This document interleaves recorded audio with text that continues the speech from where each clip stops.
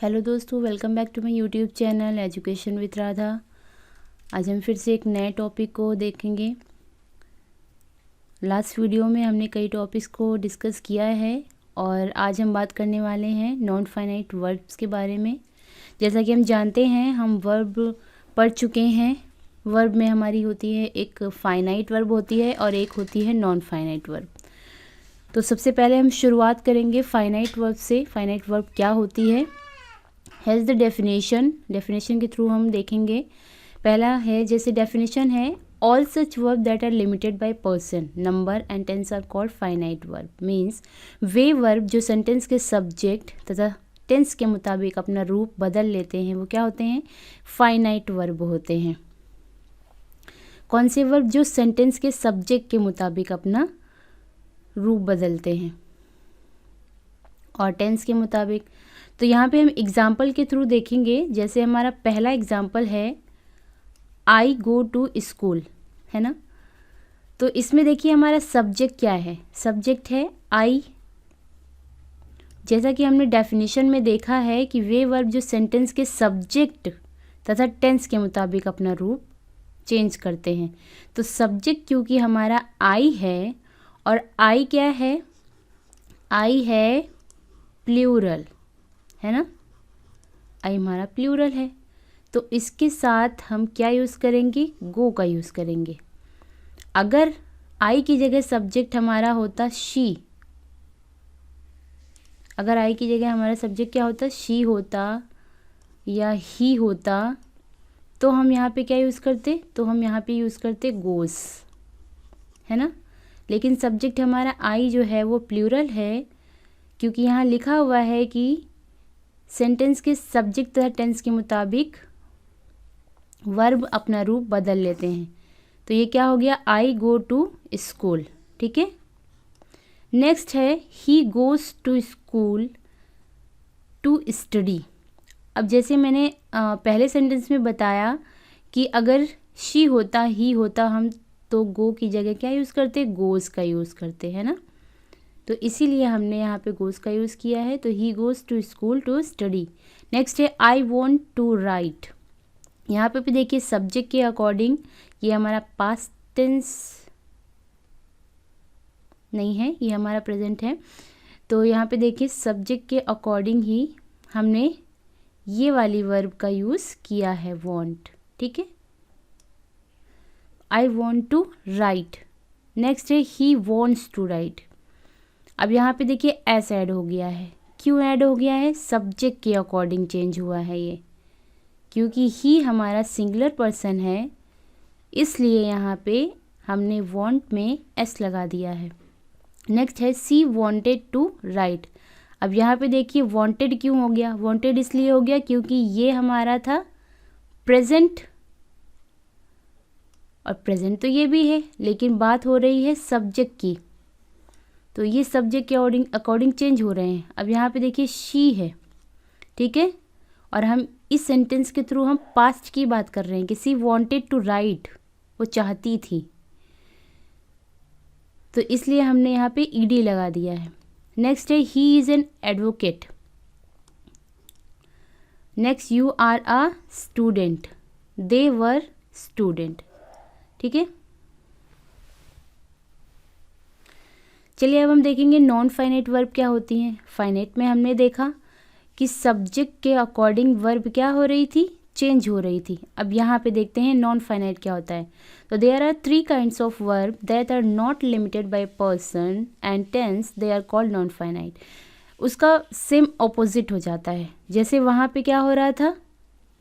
वहाँ पे जो वर्ब थी वो सब्जेक्ट के अकॉर्डिंग चेंज हो रही थी, लेकिन यहाँ पे जो वर्ब है वो सब्जेक्ट के अकॉर्डिंग चेंज नहीं होती है, ठीक है। वो हमेशा एक ही रूप में रहती है, तो हम उसे क्या कहेंगे? नॉन फाइनाइट वर्ब कहते हैं। चलिए एग्जाम्पल के थ्रू हम देखेंगे। जैसे हमारा फर्स्ट एग्जाम्पल है, I want to write, he wants to write, she wanted to write, he is learning to dance, the injured people were taken to a hospital. अच्छा, यहाँ पे आपने एक चीज़ देखी होगी, टू का यूज़ हो रहा है ना। ये देखिए टू का यूज़ हो रहा है, सब में टू का यूज़ हुआ है। ये देखिए,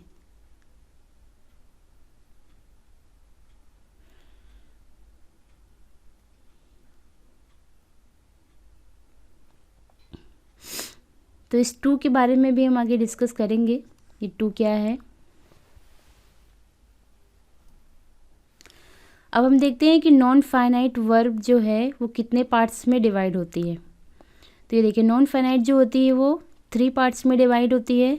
पहला है हमारा इन्फिनेटिव, सेकेंड है जिरंट और थर्ड है पार्टिसिपल। ओके, अब इन्फिनेटिव जो होता है उसमें भी 2 पार्ट होते हैं। पहला क्या होता है, इन्फिनेटिव विद टू। एक इन्फिनेटिव वो होता है जो टू के साथ यूज होता है, और सेकेंड वो होता है जो विदाउट टू यूज़ होता है। ठीक है, और फिर हम बात करेंगे जिरंट की, देन पार्टिसिपल। पार्टिसिपल कौन से होते हैं, पार्टिसिपल भी 3 प्रकार के होते हैं। पहला है प्रेजेंट पार्टिसिपल, पास्ट पार्टिसिपल और परफेक्ट पार्टिसिपल। अब परफेक्ट पार्टिसिपल में भी एक्टिव फॉर्म होती है और एक पैसिव फॉर्म होती है। एक्टिव फॉर्म में क्या होता है, जब हम डायरेक्टली किसी चीज़ को कहते हैं। पैसिव फॉर्म में क्या होता है, जब हम किसी के द्वारा किसी चीज़ को कहते हैं, तो वो हो जाती है पैसिव फॉर्म। तो इन्फिनेटिव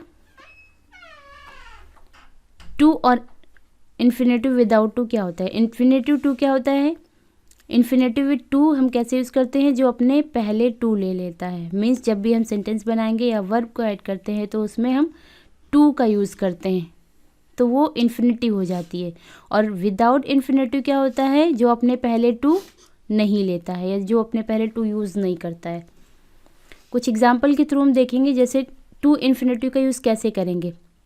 अब ये देखिए, फर्स्ट एग्जाम्पल है to rise early is a good habit.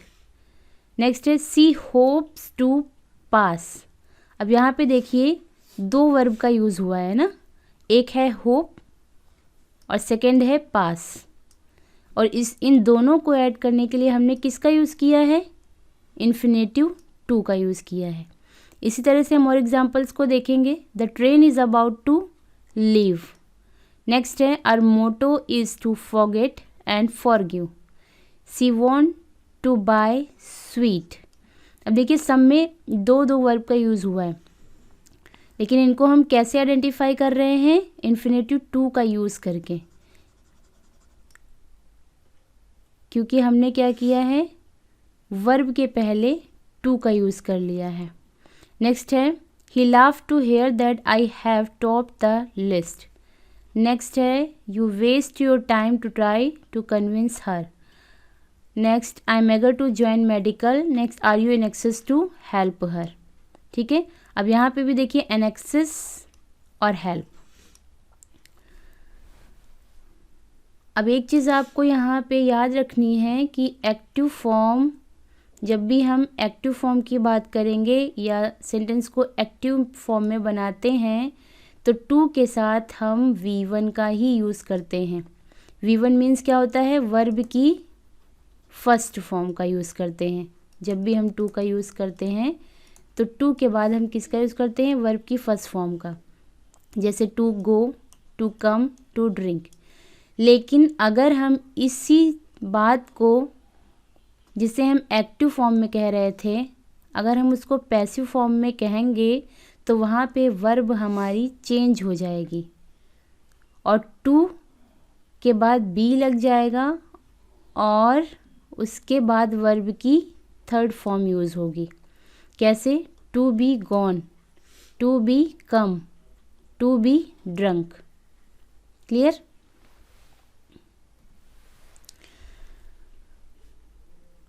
अब हम बात करेंगे द इन्फिनेटिव विदाउट टू। अभी हम क्या देख रहे थे कि इन्फिनेटिव विद टू, और अब देखेंगे without to.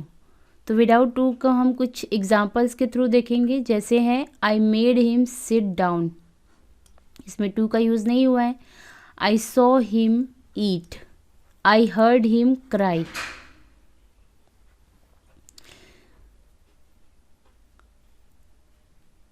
He was made to sit down, he was asked to go, he was order to go. अब ये देखिए, इसमें टू गो,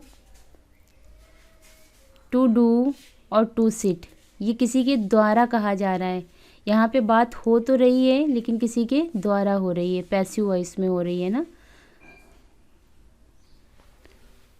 नेक्स्ट है, अब इसके बाद हमने पढ़ा था जिरंट के बारे में। तो जिरंट क्या होते हैं? जिरंट वह वर्ब होती है जिसके लास्ट में आईएनजी लगा रहता है, जो नाउन को आइडेंटिफाई करता है। जैसे कि हम एग्जांपल देखेंगे, वॉक है, अगर वॉक है तो क्या हो जाएगा? वॉक है तो वॉकिंग हो जाएगा। टॉक है तो टॉकिंग हो जाएगा। प्ले है तो प्लेइंग हो जाएगा, प्लेइंग, आईएनजी ऐड कर देंगे। एक तरह से ये कह सकते हैं कि अगर हम जिरंट को आइडेंटिफाई करना चाहें तो उसके लास्ट में ये भी देख सकते हैं कि आईएनजी लगा होता है अक्सर। तो इस तरह से देखिए, जैसे walking is an exercise first है, तो ये आईएनजी आइडेंटिफाई कर रहा है कि ये एक जिरंट का सेंटेंस है। He is reading book, ING यहाँ पे भी, he likes reading book. He began walking slowly, उसने स्लोली चलना स्टार्ट कर दिया। He likes reading stories, she began walking slowly, है ना। तो इस तरह से हम जिरंट का यूज़ करते हैं। अब यहाँ पे एक नोट लिखा हुआ है, इसमें हम देखेंगे कि जिरंट क्या होता है। ये एक तरह का नाउन होता है, लेकिन कभी कभी in different cases it is used as a noun and verb, लेकिन कभी कभी इसका यूज़ वर्ब की तरह भी हो जाता है।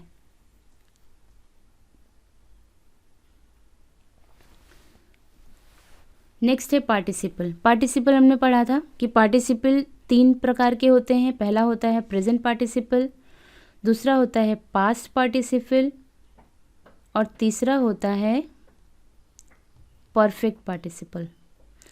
और परफेक्ट में क्या होता है? एक एक्टिव फॉर्म होती है और एक पैसिव फॉर्म होती है। अब पार्टिसिपल क्या होते हैं? पार्टिसिपल वो होते हैं जो एडजेक्टिव और वर्ब दोनों की तरह काम करते हैं, ठीक है। यहाँ पे एग्जाम्पल देखेंगे, we found the guest waiting for us. अब यहाँ पे देखिए, जो फाउंड है वो क्या है?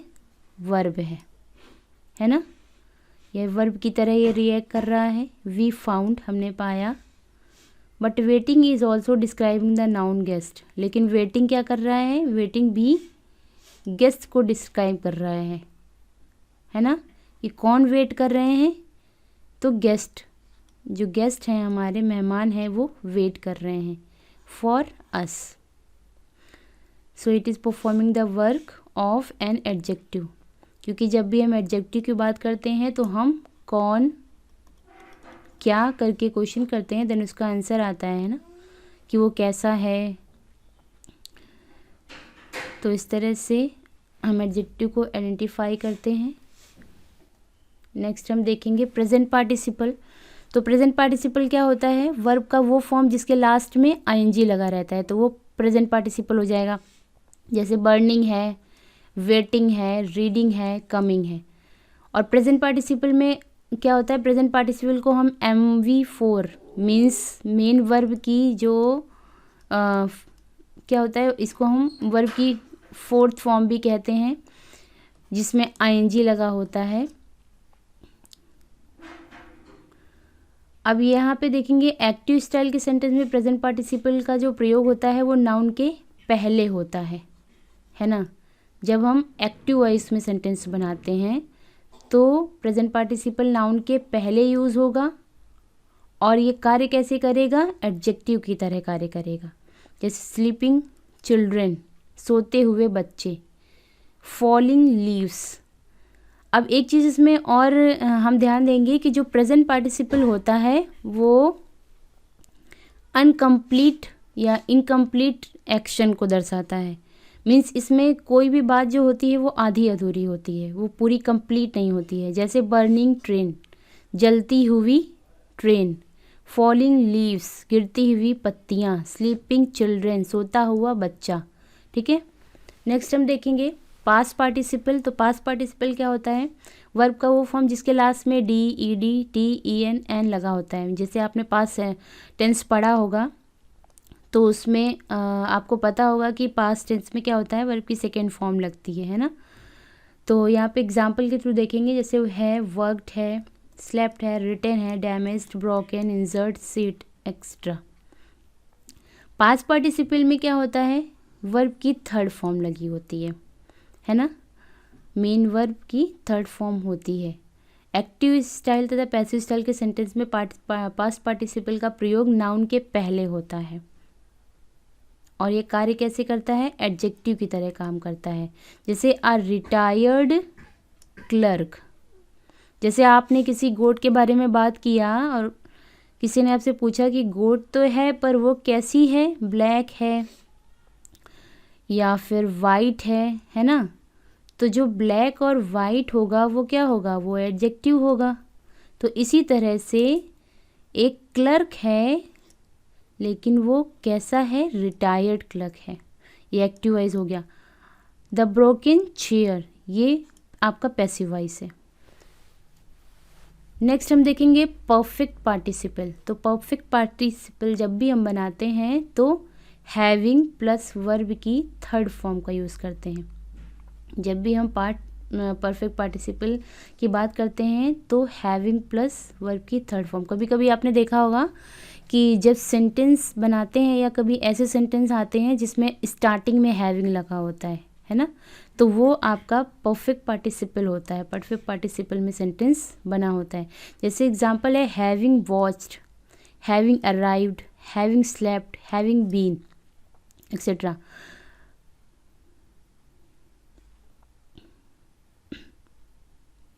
अब इसमें एक चीज़ देखेंगे कि इसमें क्या होता है, to indicate the completion of the first action before the second one took place means है। देखिए एग्जाम्पल के थ्रू देख रहे हैं कि having taken my meals I went to sleep, है ना। Having completed the homework he wanted to play means एक जो हमारा पहला वाला सेंटेंस था वो क्या हुआ, कंप्लीशन को दिखा रहा है कि उसने काम कर लिया फिर उसके बाद वो सोने चला गया। तो पहला वाला जो सेंटेंस है वो कंप्लीशन को दिखा रहा है, क्योंकि जब हम पहले काम को कंप्लीट कर लेंगे तभी हम दूसरा काम करने के लिए जाएंगे। अब कंबाइंड सेंटेंस इसी में होते हैं, जैसे I told my milk, I went to word, having taken my milk, I went to word.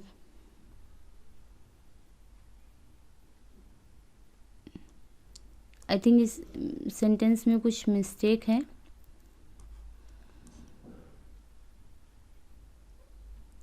हम नेक्स्ट देखते हैं। आई होप आपको ये वीडियो अच्छी लगी होगी। अगर अच्छी लगी है तो आप इसे लाइक, कमेंट, शेयर और सब्सक्राइब कर सकते हैं। Thank you for watching.